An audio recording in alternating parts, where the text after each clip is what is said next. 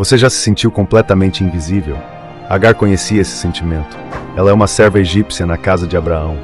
Usada como instrumento para gerar um filho, ela engravida de Ismael. Mas os conflitos familiares explodem. Sara trata com dureza. Agar foge, grávida e desesperada.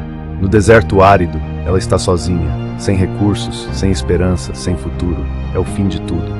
Mas então algo extraordinário acontece. Deus aparece para ela. O Deus do universo vê uma serva rejeitada. Ele fala com ela, promete multiplicar seus descendentes, dá direção para sua vida. Agar fica maravilhada. Ela dá um nome a Deus que ninguém havia usado antes, El Roi, o Deus que me vê. Você pode ter sido rejeitado, ignorado, descartado, mas nunca foi invisível para Deus.